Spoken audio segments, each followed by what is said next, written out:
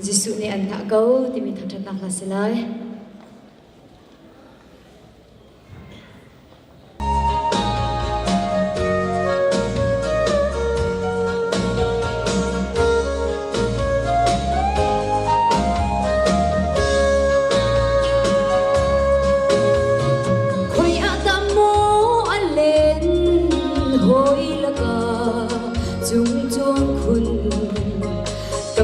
Falai bang in kan veni ket kharau ni anzul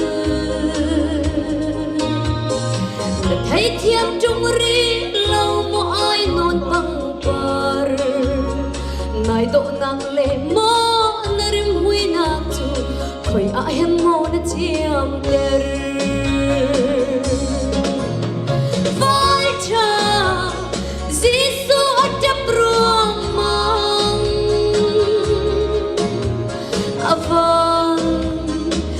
Thiang ni nem khâu lâu in khát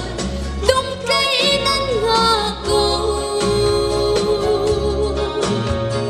nắng kia lại nắp ni lệ thà relin Zisuh ni ang ngã cô cây lam mo tin khan dang a me rem nang telo chung van sui in do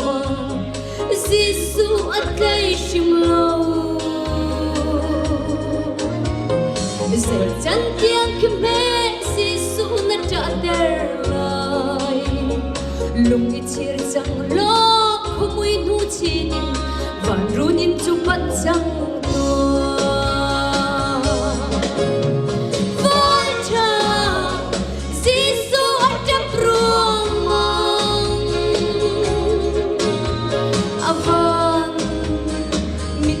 ni nem khâu lâu in khan tung cây nắng ngã câu nắng kia lại nắp ni lệ thà relin Zisuh ni ang ngã câu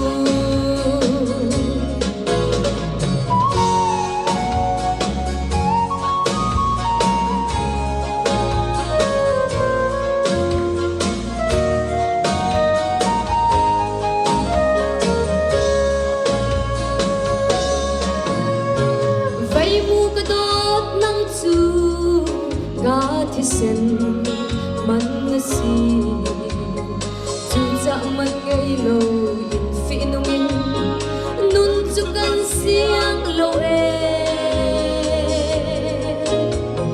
mi ni sai re lo nu chi chia si man lo ka cha hen na kum si mui rim thole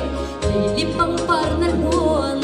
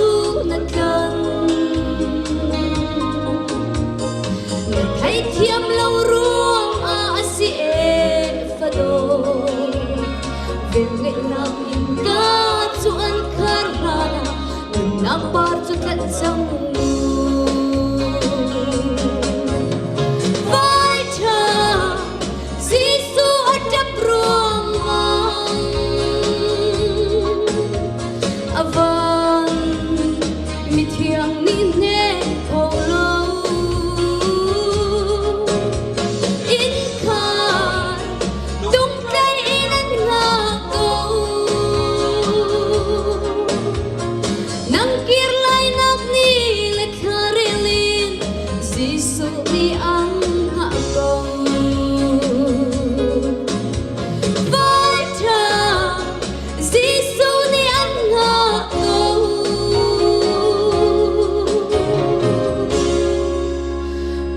bana ve ti chau di se